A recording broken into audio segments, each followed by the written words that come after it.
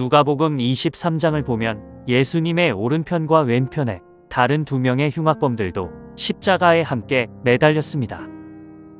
이윽고 매달려 있던 흉악범들 중 한 명이 그분께 욕설하며 말하기를 만일 내가 그리스도라면 너 자신과 우리를 구원하라 하였더라.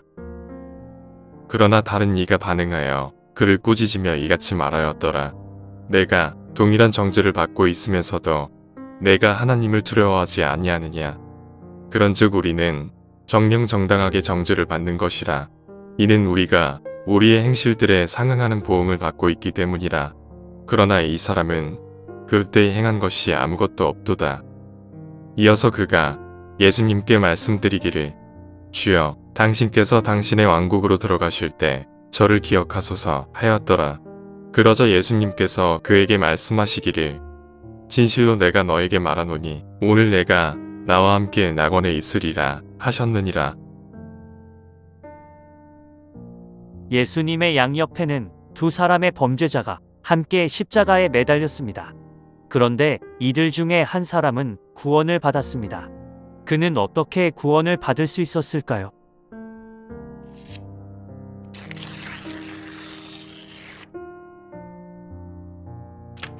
이 사람은 어떤 선행도 할 수 없었습니다. 이 사람의 손과 발이 십자가에 못 박혀 있었기 때문입니다.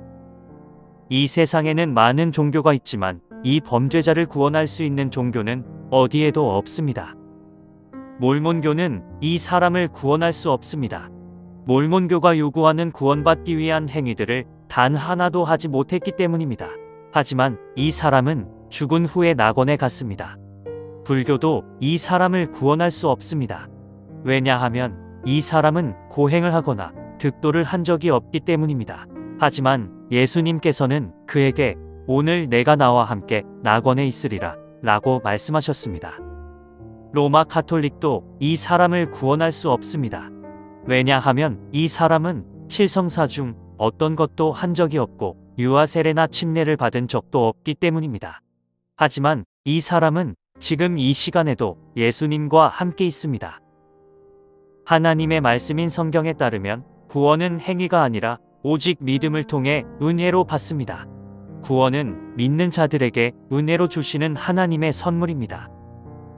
그런즉 하나님께서 세상을 이처럼 사랑하셨기에 친히 자신의 독생자를 주셨으니 그를 믿는 자는 누구든지 멸망하지 않고 오히려 영원한 생명을 얻게 하려 하심이라. 이는 너희가 은혜로 구원받은 것은 믿음을 통한 것이기 때문이니 이것은 너희에게서 난 것이 아니요 하나님의 선물이라.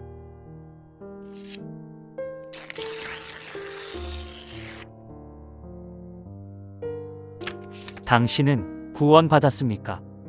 혹시 예수님을 믿는 것, 예수님을 자신의 구원자로 받아들이는 것 외에 다른 방법을 통해 구원받았다고 생각하고 있습니까? 성경은 어느 정도 괜찮은 사람이라면 구원받을 수 있다고 말씀하신 적이 단 한 번도 없습니다. 이는 누구든지 율법 전체를 지키려 하다가 한 항목에서 범죄하면 그는 전체에 관하여 유죄가 되기 때문이라. 기록된 바와 같으니라. 의로운 자는 없나니 없도다. 한 사람도 없도다. 예수님 옆에서 십자가에 매달려 있던 범죄자는 새로운 삶을 살거나 마음을 고쳐서 더 나은 인생으로 전환할 시도조차 해보지 못했습니다. 그는 세상 정부의 심판을 피할 수 없었던 것처럼 죽음 이후에 하나님의 심판도 피할 수 없었습니다. 그런즉 사람들에게 한 번 죽는 것이 정해져 있으나 이후에는 심판이 정해져 있는 것 같이. 하지만 그는 모든 희망이 끝나는 마지막 순간에 가장 현명한 결정을 내렸습니다. 자신이 죄인이라는 사실을 인정하고 회개하며 믿는 마음으로 예수 그리스도를 주님으로 시인했습니다. 마찬가지로 아무것도 할 수 없이 병원의 중환자실에 누워있는 환자에게 어떤 희망이 있을까요? 그것은 바로 하나님의 아들이신 죄가 없으신 예수 그리스도께서 죄인들을 위한 희생제물이 되셨으며 그분의 피가 세상의 모든 죄를 용서하신 사실을 믿는 것입니다.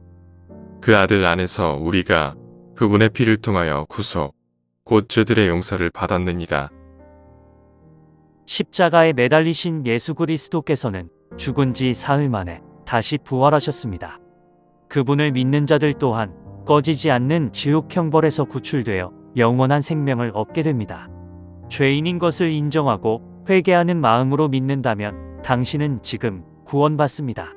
내가 만일 너의 입으로 주 예수를 시인하고 하나님께서 그분을 죽은 자들로부터 살리신 것을 너의 마음속에 믿는다면 너는 구원을 받으리라.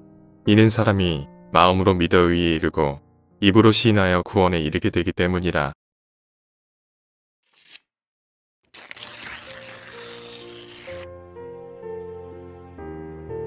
첫째, 구원받기 위해서는 자신에게 아무런 소망이 없음을 알아야 합니다. 이 사람은 아무런 소망이 없었습니다. 자신이 꽤 괜찮은 사람이라고 생각한다면 그 사람은 결코 구원받을 수 없습니다. 사람이 예수 그리스도를 만나려면 먼저 자신에게는 아무런 소망이 없으며 자신을 기다리고 있는 것은 영원히 꺼지지 않는 불이 있는 지옥이라는 사실을 알아야 합니다. 둘째, 하나님을 두려워해야 합니다. 사람들은 하나님을 두려워하지 않고 오히려 조롱합니다. 그런데 십자가 위에 한 범죄자는 예수님을 보면서 하나님을 두려워해야 한다는 것을 깨달았습니다. 이 세상에는 죽음에 대해 하나님을 만나는 것에 대해 아무런 경고도 하지 않지만 성경은 죽음과 심판에 대해 강력하게 경고하고 있습니다. 죄의 싹은 사망이며 꺼지지 않는 지옥불이 예수 그리스도 없이 죽음을 맞이하는 사람을 기다리고 있기 때문입니다. 그곳에는 그들의 구더기도 죽지 않고 불도 꺼지지 아니하느니라. 셋째, 자신이 정당하게 정죄받을 죄인임을 알아야 합니다. 본문에서 이 사람은 자신이 합당한 보응을 받고 정죄받았다는 것을 스스로 시인했습니다. 그러므로 그는 아무런 불평을 할 수 없다고 고백했는데 이러한 고백이 없다면 결코 구원을 받을 수 없습니다. 모든 죄인들은 죄의 대가로 지옥 심판을 받아야 마땅합니다.